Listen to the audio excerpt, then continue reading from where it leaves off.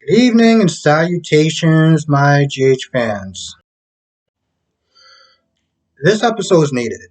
This episode was definitely needed. This has probably been among the best episodes in a while since the whole Jason and Drew escaping Castle Island or whatever island they're on. I can't remember, but in Greece. Um, So let's start off with Sonny and Carly. So Carly is at the bridge and she meets up with Drew. And here's the thing about this conversation. In a lot of ways, I was like, Drew, you gave some good advice. And then you just did a 180. At first, he tells Carly, you know what, listen, you feel how you feel. You have every right to sit there and feel how you feel. You want a time, you want a space. Sonny wants what he wants. Um, you have to do what's best for you. You're not asking for too much.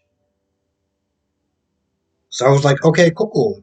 That's what she needed to hear. And then he backtracks. And it's like, maybe it's, at first he was like, it sounded like an ultimatum. What are you going to do? Well, maybe instead of being an ultimatum, maybe it's a cry for help. Maybe you're not sitting there giving into his ultimatum. Maybe you're giving him a lifeline.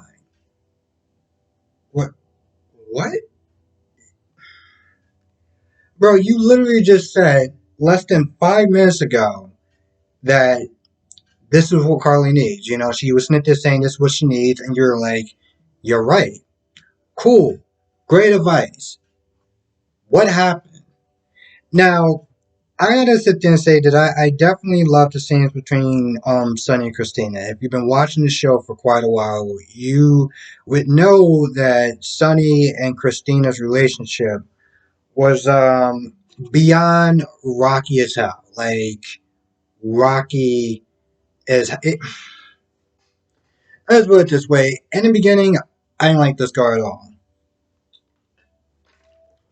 I understood to an extent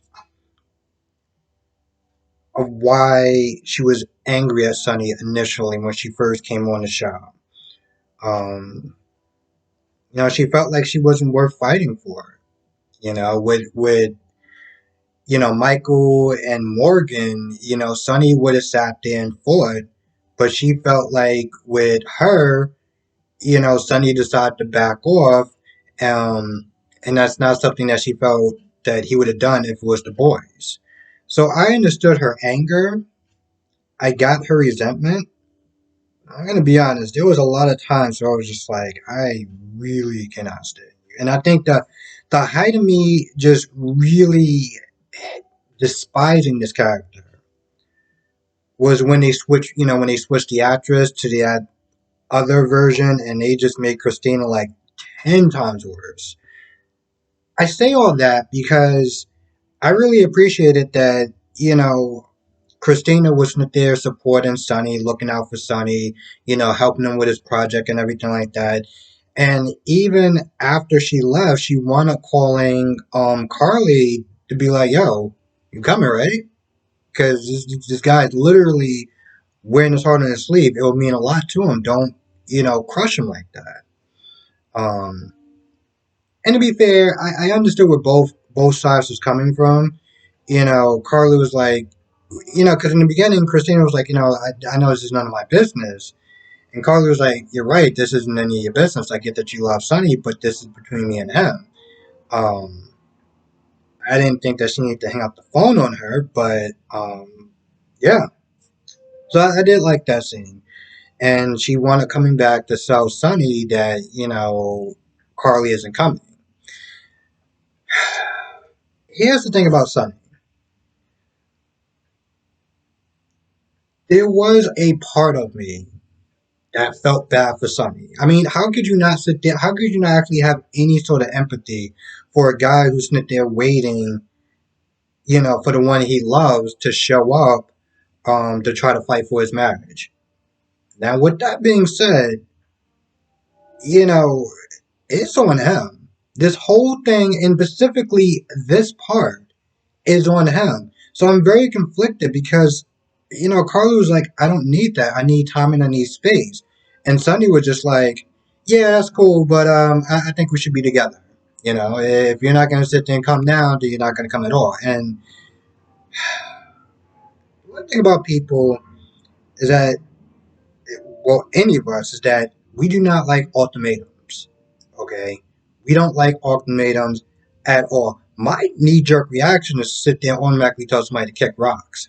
So the fact that Sonny was just like, well, if you're not going to come down, then you know, it's just, we're done pretty much. Now, when I was sitting there reading the comments, somebody was sitting there talking about therapy for them, like don't just, as far as Carly, don't just give up on your marriage. You should sit there and try therapy. The thing is, that's something that comes down the line. The first thing that she asked for was space and time. So why my why a percentage of me felt bad for Sunny, I was also like, bro, you did this to yourself. You gave her an ultimatum and told her to meet you now or just kick rocks. But now you're gonna sit there and start like pouting and everything like that when she doesn't do what you say when on your timetable. I understand that Sonny has his confidence and everything like that, and it's something that Carly likes, but at the same time, it can backfire. Like, bro, you don't understand. People are just not gonna move on your timetable just because you want them to. That's just not how that works. Especially after all the stuff that you've done. You just expect you just to snap your fingers and her just to like run up to you? What the hell is wrong with you? And again, this is coming from somebody who likes Sonny. Sonny is one of my favorites, but I'm like, bro, I can't co-sign that. Now, Nina wound up meeting up with Obrecht by accident. They get to talking at first, Nina is still pissed off at Obrecht for, blurting out that whole secret, but, Obrecht was like, I did it so that way you wouldn't go to jail. So they get to talking, and, long story short, Liesel, I call Obrecht sometimes that back and forth, is telling Nina, do what you know what I'm saying? Like, fight for what you want, don't sit there and think about what what Carly needs or anything like that, or what you think that Sonny may need. Do what you need to do because life is just too short. But Nina's just like, he has a family and kids. Like, I'm not gonna sit there and be that, well, pretty much homewrecker. Um, so she used the restroom, and it's funny too because she's like, "Oh, don't steal my stuff." I was like, "What do you mean, don't steal your stuff? Like, what is she, a klepto now? What does that mean?" So anyway, she used the restroom. Christina is on the phone talking loud as hell. Um, oh, well, actually, tell you the truth, Nina was sitting there saying that Sonny wasn't feeling well, but she didn't really sit there and talk about like his bipolar or anything like that. Anyway, so Christina's on the phone, and Ulbrich overhears the fact that Sonny is alone and not really in the best shape. Kind of sad about everything because Carly's not there. And when Nina gets out the restroom, Ulbrich kind of makes up some sort of lie. Um, And I got to talk about Christina for a minute too. Oberg makes some sort of lie talking about, oh, well, Sonny is not really well, and or something like that, just to get her to go to, see Sonny. Now, the one thing that I was not exactly a fan of was Christina in not so many ways, well, not so many words, well, pretty much putting words in Carly's mouth, talking about, oh, she's not coming, or something like that. It was something that she said where she made it seem like, oh, she doesn't care or something like that. I can't remember exactly what it was, but it was like when I heard Christina talk to Sonny about it, I was like, that's not exactly what she said, you know. And I'll actually tell you the truth. She didn't. Here's the thing. Now I remember. She didn't even sit there and say that she wasn't coming. She was just like, this is between, what I'm saying, like this is between me and Sonny. I'm gonna go, and that's it. She didn't sit there and say no, she wasn't coming. She was just like, this is a issue that me and Sonny needs to work out. So when Christina, came back to Sonny and was like, oh well, she's not coming. She pretty much said she's not coming or whatever. It's like that's not what she said. I understand the idea of that's what she felt like. That's what she interpreted from Carly. So, she kind of went with her gut feeling and was like, yeah, I don't think that shit's coming, but that's not what she said. You know what I'm saying? Like, she didn't actually say that. So why'd you? Anyway, long story short, Nina, winds up meeting up with Sonny. There's one point where Sonny looked like he's about to throw away wedding bands that he got for them. But he changed his mind. He decides not to do it. And, again, long story short, Nina gets there. Sam, or Temp Sam. Now, I will sit there and say before I get into her portion, I, the reason why I don't think that the new Sam or the temporary Sam is actually doing a bad job is because, to be honest, I can't really sit there and think of one defining trait that Sam actually has. Um, which is kind of good and is kind of not good in a lot of ways. Like when Kelly became, when she came on the show, more or less she made Sam her own character. Um, How in a lot of ways, if anyone actually remembers Port Charles, when I think she was Livy Locke, she wasn't that far off from being Sam.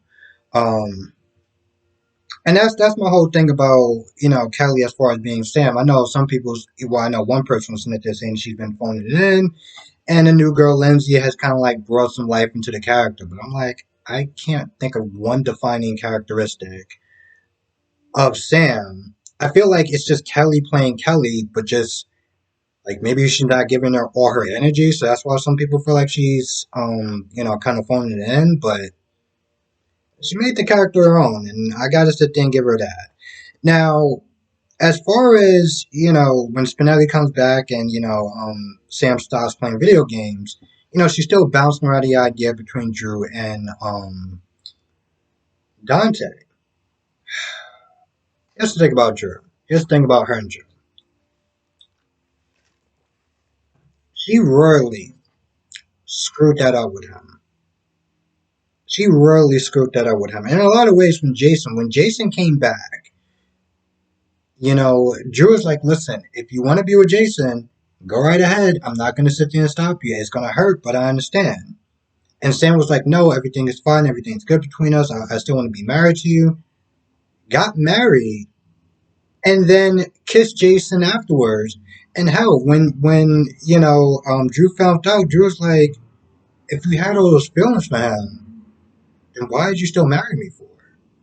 And you know what Sam did? Sam practically was like, you know what? I made a whole mess out of this whole situation. I'm just going to sit there and go away for a little bit. I'm just going to take the kids and just go away. I was like, so let me get this straight. You just made a giant mess. You caused some friction between two characters that barely know each other. And then you're just like, I'm just going to go on vacation. I'm just going to, go away for a little bit and just think, just be by myself. Are you kidding me? I'm like, really? So the fact that she was like, oh, well, Dante is one thing and Drew's the other. And I was like, Dante is practically, like, y'all have a brother. Y'all share a brother. And that's just not weird for you. And Drew, I'm going to be honest. I'm surprised Drew wants to have anything to do with her other than Emily. I'm not calling her Scout. Even though I was about to say Scout as a reflex. My point is the only thing that I can sit there and see Drew coming and stand for is their child. And, to help out Danny and stuff like that. But other than that, no. I mean, she married you, cheated on you, and then just left for a little bit, and then came back, and you were just like, what? Anyway, she's going bouncing back and forth, and Maxie comes back because Maxie was sitting there, talking to Austin, and Austin was sitting there questioning her intentions again. Like, yo, listen, you already lied to me once. Like, how do I know that you want to actually be with me, or if your feelings just kind of screwed up? Like, he can't really trust her so far. Um, Now, before they really get really a chance to talk about it, Austin gets a call, and Maxie goes, to Spinelli to check on the kids and stuff like that. They both, well, that's what it is. Austin calls Maxie and tells her about the fatalities and the shootings and stuff like that, like cops or whatever. They He didn't really get any names or anything like that, but they figured out that it was Peter's transport that got like ambushed by the cops or whatever, or hurt. So they figured that out. So yeah, the last scene was Dante and Mac, just trying to find out what's going on. And, a van comes up, bright headlights. Next thing somebody punches Dante, from like the side or whatever, like sneaks up on him. And when everything is said and done, Dante's on the ground. Um, he's able to call for help before like passing out again. And when Anna and because Felicia is just like, yo, what's going on? What's taking so long? Like, why is Mac not calling me? It wasn't that long ago. Like, what's going on? And so they both get that feeling like something's wrong, and they get down there to where the transport is, which is kind of odd. It's like they just knew exactly the route, whatever. Anyway, they get down there and they see Dante on the floor, and Felicia finds Mac shot. So I'm just not there thinking the whole time. I was like, so is this the episode they're gonna sit there and kill him off at? I don't know. I remember a long time ago when Mac was like really hurt, like he was burnt or whatever. And I wonder if it's going to be one of those storylines or anything like that. But Mac is shot. They get the cops over there. They get the paramedics there, and they really sit there and stabilize Mac. And they get him to the hospital where Maxie and Sam, wind up meeting up with Felicia and Anna. Well, not Anna, but Felicia. So, they're all worried. Well, brain fart for a minute. So Maxie Smith, they're worried about Mac, and Austin's like, I don't know. It just it doesn't look good. And of course, Felicia went to go there to be one by his side, and Sam went to Dante. He's fine or whatever. So but Dante did sit there and say, that's the price of dating a cop and stuff like that. Now she smiles and she's all like, yeah, like I'm happy and stuff like that. But it could have went sideways. It really could have went sideways. And you got Chase. Well, here's the thing. Brooklyn finally told Chase about that whole, Chase is Smith there talking dirty about Brooklyn with Dante. So Chase was like, okay, now I wonder why you've been so pissy and just off and on the whole time. But he did sit there and tell her that, it was a lie and I'm such a bad liar, so I sit there and go kind of extra. Um, anyway, long story short, they get to a point where they're about to kiss, but Dante calls Chase and is like, yo, listen, Peter escaped. Peter escaped, Mac is injured, we don't know how bad it is. And Brooklyn overhears, rushes to the Bailey's crib, and Bailey's not there. And at the end of the episode, you see Peter, have you know, Louise in the back of the SUV. Now, one of the guards that actually helped Peter escape, of course, wound up getting shot. So now he's dead. So yeah, it was something funny that Liesel said when Nina was like, "Oh yeah, I tried to tell Carly that her husband was in trouble, but she just wouldn't even hear me out." And Liesel was like, "It sounded like you didn't really try that hard." Like, let's be honest, Liesel saw right through her and was like, "You didn't really try that hard because you want to be with him."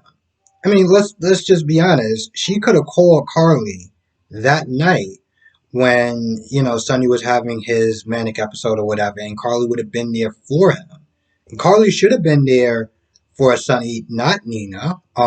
Nina's never dealt with something like that, but Carly has. So, what sense would it make of you just staying there?